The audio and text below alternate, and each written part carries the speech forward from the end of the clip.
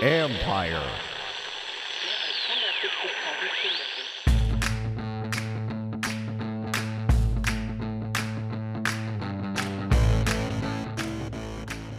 Hello and welcome to my podcast. I have an interesting guest for you today. Former Redskins coach Jim Zorn, who will be back in town on February 8th as the coach and general manager of the Seattle Dragons of the XFL. We discussed the XFL, of course, but also his Redskins days. How long did it take for him to get over this experience? What did he learn? Was he bitter? And then I close it out with a few thoughts. One leftover mailbag question on trading the second overall pick, and then a few thoughts on Vernon Davis retiring. But first, here's my conversation with Jim Zorn.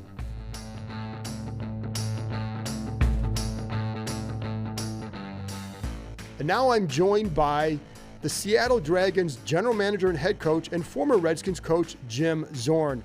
Always an interesting guy to talk to, was a very good player in his career. If you guys don't remember him, go look at the stats. Of all these mobile quarterbacks these days, Zorn was almost not a pioneer, but one of the early ones, and was very good at it. So, Jim, thank you for joining me. And I want to start with this. You were out of the coaching game for a while. Why did you want to get back in? Well, I think partly I had continued on, even though I wasn't on a staff. I was coaching individual QBs, and I think I bugged my wife for a couple years, talking about football, not so much trying to get her to understand it, but I think she saw that I still had passion for it. I really enjoyed working individually with quarterbacks that I was working with locally and around the nation.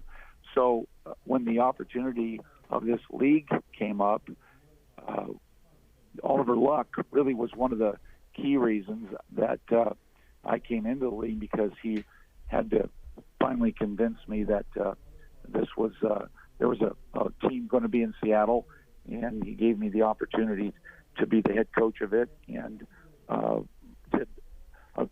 explained what the goals of the league was going to be. And I jumped in. I'm glad I did as well. And I was going to ask you, you have your first game coming up this weekend in Washington against the DC Defenders. What have you enjoyed thus far about working with these XFL players? Yeah, I think that every XFL player that is here because he wants to improve himself and wants to show what he can do. He wants, they all, a lot of them have a little chip on their shoulder for either being disappointed in an experience of trying to get into the NFL or try to play at these high levels. And then even I think the Alliance League, as it was going along, when it went defunct, these players were beginning to improve. So there's a strong desire in these players.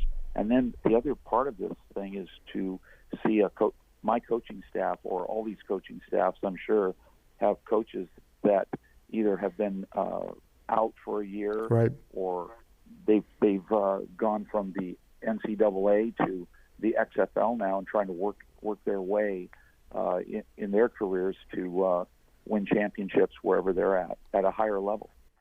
Is there something with the way the XFL is going to be structured that that really kind of appeals to you? Well, that's a good question. I don't know. Playing the game and trying to help players get better, and to watch coaches teach and help their own individual players get better.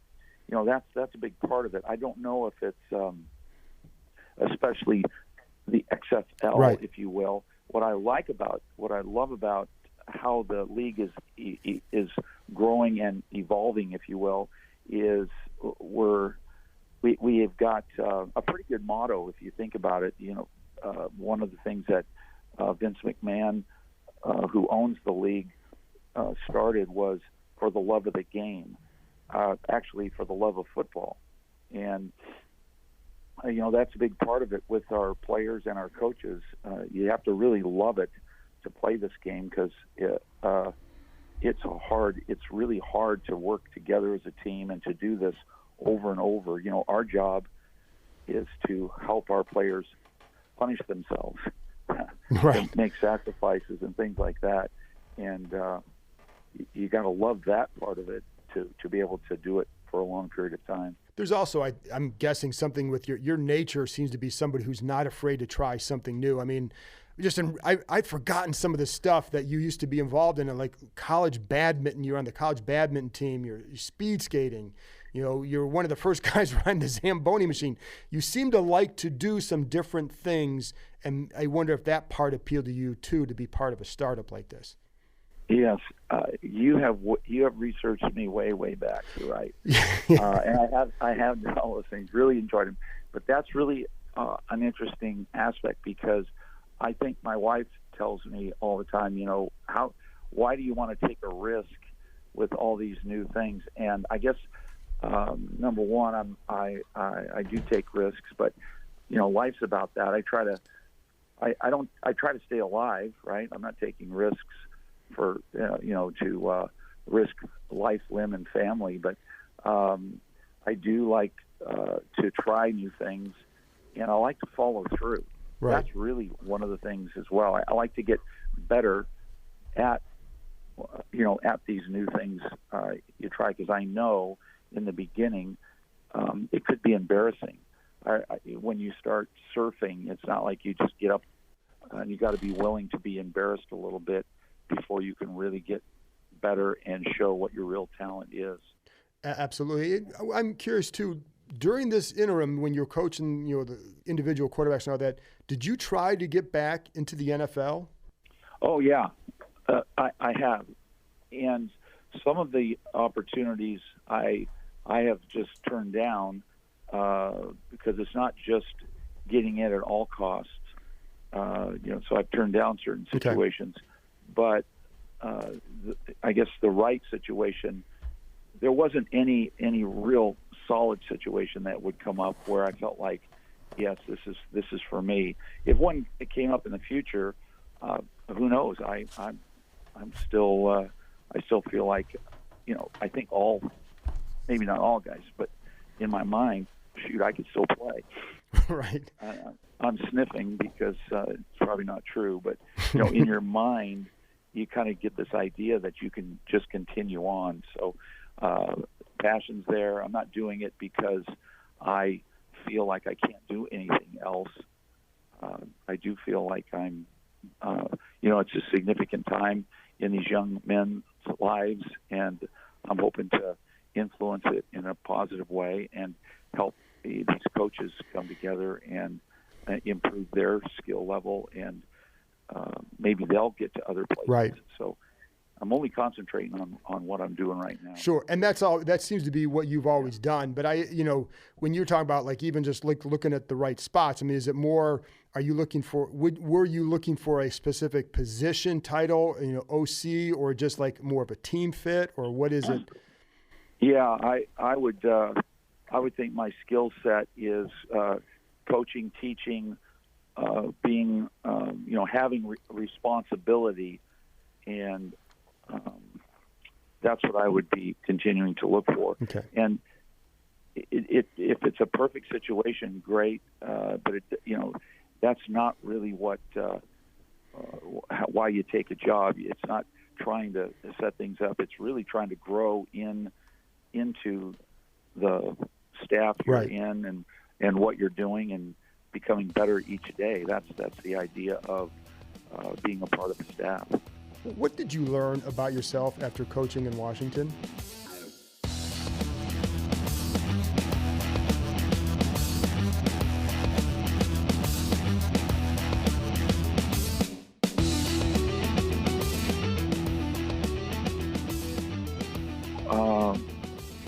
Well, I would imagine I learned. I've been learning a lot of things after Washington. I think that there was a lot of things, a lot of takeaway from that. For me, it was being I've had unfinished business, trying to help develop a group and continue to grow and learn. And I didn't get the chance to finish what I started there. And that's got to be a hard feeling for you. But are there things that you learned just even as being a head coach that now you're applying to what you're doing now? Yeah, and I think being a head coach and watching the staff work and making sure the staff has everything they need, so that as they're training either the entire offense or defense or special teams, supporting them, and then knowing what we're doing and trying to always ask questions to myself and to the staff about what we're doing and how we're doing it, and making sure that they're supported, making sure it's sound, and making sure it all fits together. So when we go out and play, we all know, we all have the same goals and the same efforts in all three phases. And you had told a newspaper in Spokane recently that you felt you were in your element as a head coach back then. Why? And this is, I don't mean this snide, but why did you feel that way? What told you that? Yeah, and I think what told me that was when I went to work every day, I felt like because of all the interactions throughout the day with individual coaches, with individual staff members, I felt like I never felt out of place in any of the environments that that a head coach has to be in, whether it's working with staff on or off the field, working with the business part of it, the media part of it, and then with the players and the coaches. I just felt like I really enjoyed it and felt like I was, I had some capabilities in all those arenas. And obviously, Jim, I don't want to rehash all the stuff that happened there, but like when you say you're happy you did it and it was a good experience, there was a lot of stuff that went on here that would have torn up other people. Why didn't it do that for you? Well, one of the things is, and this was one of our coaches, a guy named Sherman Smith, and he was my offensive coordinator, really a solid coach, a solid man, if you will. Mm-hmm. And one of the things that he always cited was that when adversity strikes, you get to really find out what your belief system is. And because a lot of people talk about, hey, we got to stick with this, we got to last, we got to work through all the issues, and we can't just give up what we believe in. And I think that was probably one of the major things that I learned is when you coach, even when you're winning, there's adversity. Yeah, always. And then when you're losing, it's trying to keep that team focused and not lose sight of what your goals are. And I think those things meant a lot to me as we worked through all the difficult times and even the great times that we had. Yeah, you guys started off very well. That was it was rolling, and some injuries hit, and I'm also curious how you view it, because, and again, I'm not rehashing specific incident or anything like that, but like they gave you a great opportunity, but then there were some things that happened that second year that could leave a lot of people bitter. Was it hard not to be bitter, or did you just view it as, hey, this is a good opportunity, and I'm just going to move on?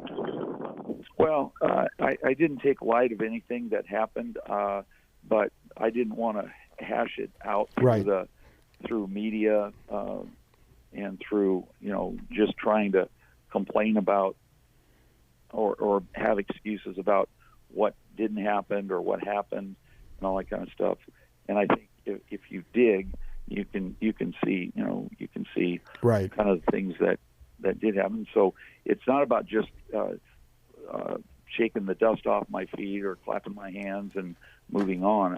I had to really think about what the experiences were and take all the experiences, whether they were great or whether they were difficult, and just become a better person because of it, and a better coach and a better in whatever circumstance I'm in, whatever the situation calls for. Those are the things that I think a person grow. And you always seen somebody who's been in a constant growth pattern throughout your life, whether new experiences or anything like that. So was there a part here that was harder to overcome for you mentally? I think there probably were some difficult things that were harder than other things, but I'm not. I wouldn't whine about anything. Yeah, that's never been your nature. True. I got two more things for you too. Then, because again, you got thrust into position here, and you go from a quarterback's coach to this big leap. You think you're here as an OC. Is there ever a part of you that wonders, I wonder if I had been an OC for a couple of years and then moved up and proved this and moved up over here? Things have gone differently for me at all? Do you ever wonder that? Oh yeah. But that wasn't it. So I you can wonder it, but that's I think you've got to play the circumstances. If you could predict the future, a lot of people would do probably different things. Absolutely. And nobody can. So you got to go based on what has been said and what you believe, and then if things go in a different direction or work out differently, that's what you got to deal with at that particular time. And I think that's all I could do. Right. And that's the last thing is there anything you wish that, not wish, but that you look back, I wish I had done this differently? Anything? Yes. But I could say that, yes. And specifically, I wish we'd have been, 16-0 yes, every year, right? Yeah, absolutely. So, but even in the details, I would say there's some things that I'm doing differently today because I know some of the things that I took on as being a head coach and being my first time. I was learning as I was going along, and I had some really good support, and I didn't have support in other areas.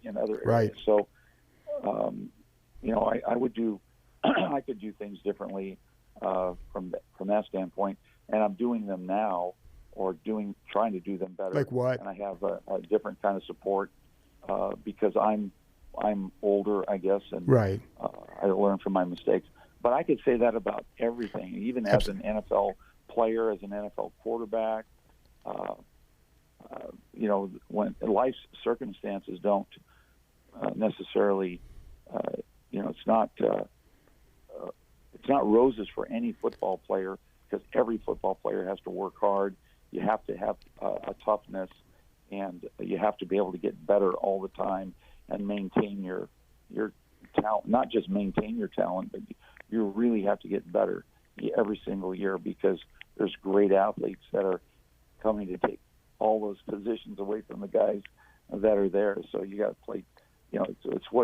It's such a great thing about playing this game, and being on a team and things of that nature. It's not every day you get to go bike riding with the president either, too, in a job. Yeah. Are you still doing a lot of bike riding? I am. Good. Not at the present. Not at the I hope not. Yeah.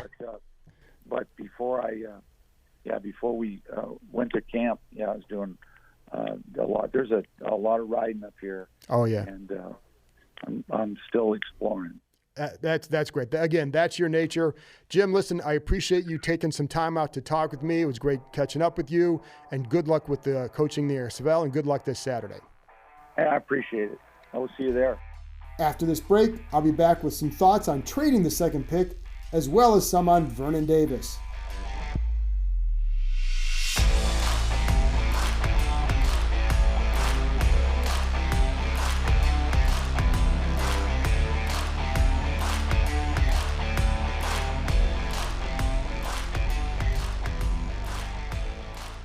Welcome back. I answer one leftover mailbag question and give a little context to Vernon Davis's career. So let's get to the mailbag question from Jay Markowitz at JSM Markow, M-A-R-K-O-W. So he wants to know to trade the second pick or not to trade the second pick. That is the question. So I guess we're doing a little Shakespeare right now. But anyway, Jay, that will be the question for the next few months. We'll be discussing this for a while, but my initial thoughts are pretty simple. If you think Chase Young can be a transformative player, a game changer for that defense, then you don't trade the pick. They lack elite players. He can be an elite player potentially. I had one evaluator tell me that he's the kind of guy that can help your team go 12-4. He pointed out some other guys on the roster at the pass rusher position who he felt were more like 8-8 guys. Now, of course, this is if Young hits. There's no guarantee that he'll hit, just like there's no guarantee that Joe Burrow will be the same quarterback in the NFL that he was this past year for LSU. And just like there's no safe pick after number 2 either. Just getting more picks doesn't mean you're going to hit on more guys. You have more chances, doesn't mean it'll work. So everything comes with a level of risk. Each player carries a level of risk or uncertainty. That's true with the trade, whether you do or you don't. But if the Redskins rate corner Jeffrey Okudah or linebacker Isaiah Simmons, for example, at or near the same level as Young, then I think you have to look at trading back. Both those players can be impact guys too. Then you'd have a couple more picks, and they do need to get some more guys. It depends on what they do in free agency. What if they do get a corner in free agency? Well, then you don't need a Jeffrey Okudah necessarily. Or what if you still need a left tackle or need a tackle? Maybe you need some more picks higher in the draft. So there's a lot of mitigating factors here. And the assumption has long been that Miami would be the trade partner because it has 2 other first-round picks. So that makes sense. But there are some things to consider here. They can offer more, so with other teams right behind them, the Chargers and the Panthers, for example, knowing this, it also means they might only need to move to the 3rd spot in order to take Tua Tagovailoa if that's who they want to take. That's the assumption, of course. The Chargers and the Panthers could move up, but if they're scared off by what the cost might be, then they may just be content to staying there. And so it may mean that the 3rd pick might be the sweet spot. And I've kind of heard that a couple times. Long way to go. I think the assumption is, too, that Carolina is going to draft a quarterback. That might be incorrect as well, depending on what they truly feel about Cam Newton, who still has another year left on his contract. There's so many factors that are going to come into play with not only whether or not the Redskins should, but where would the team be willing to move up to, or where would they feel they need to move up to get that. So that's why the 3rd pick might actually be the sweet spot for Miami. And again, that's just a guess. And again, it's what I've heard a couple times. Then it would depend, of course, on what else Miami offers. I'd want another number 1 this year, probably a 2nd this year, and maybe a 1 next year as well. The evaluator I spoke to said he'd want 2 draft picks and a player in return, but he would not look to trade the pick because he feels Young is that good. Now, that's just one opinion. And let me say this. The reason why I also bring up getting a 1 for next year is because if Dwayne Haskins doesn't hit, if he doesn't, there's no guarantee that he's going to continue to improve. There are things that these guys want to see, and I think that's why they've said some of the things they have, that they like how he finished, but they still aren't sold yet that they have their guy for the next 5-10 years. So if that's the case, let's say that Dwayne Haskins goes out there, doesn't have a good year. Well, if you have an extra 1st-round pick in your arsenal next year, you have more to move up with if you wanted to go that way. And if you don't, then you still have 2 first-round picks, and you can still add some more young talent that way. I think you have to consider all, because what if a silly offer is made just because someone loves Tua that much and is confident in his health? Personally, I think that's a lot to give up for him because of the durability concerns, but he plays quarterback and he is damn good. And then the final factor, what do those teams think of Justin Herbert, Jordan Love? So saying the Redskins should trade the pick is all well and good, but I don't think it's that easy. The team on the other end might be the one with more control or maybe more options. And if the return isn't good, then it's just not worth it for the Redskins. They need elite talent, not just more picks. Okay, now I want to get on to, one big thought on Vernon Davis now that he's retired. And I wanted to acknowledge the end of his NFL career and share some level of insight into what made him such a good player for so long. There's a consistency to him, and you could see that in his approach. He would catch extra passes off the jugs machine after every practice. He'd go home and catch tennis balls shot at him as well, just to keep working on his hands, work on his hands. He stretched, he took care of his body, and he also matured as a pro as he developed. Early in his career, he told me before that he would do what a lot of young men in the NFL do, and heck, a lot of young men anywhere. Go to clubs, chase women. but he also wanted to have a long career. So he knew he had to rededicate himself to being able to have one. And I also think he was taking a certain approach with these things when he first got to the NFL, because one thing he did tell me too is you can't just decide midway through that now you're going to take it seriously. You have to take it seriously, but you also have to, while you're doing your jobs over here, you eventually realize you've got to take care of it over here as well. I think that's what he kind of got to. I think he realized he wanted to have a long career, so he knew he had to rededicate himself to being able to have one.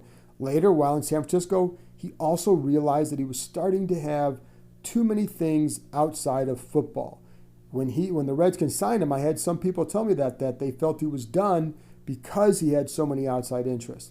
And he admitted to me that was the case. And in recent years, his focus during the season was only on football. If you asked him a question about his outside interest during the season, he would tell you, I'll talk about that after the season. Once the season began, it was all football. Nothing about movies, all football. Because he didn't want anyone to think that his mind wasn't on football. And it's how he lasted until he was 35 years old and could still run past linebackers. I mean, he was a bit of an athletic marvel at times. Davis would have been an excellent complementary tight end to Jordan Reed had Reed been able to stay healthy. Davis's speed, and I think that's one of the big regrets here with this talent that you had in that room, is Davis's speed and Reed's quickness in winning those one-on-one battles would result in mismatches when both were on the field.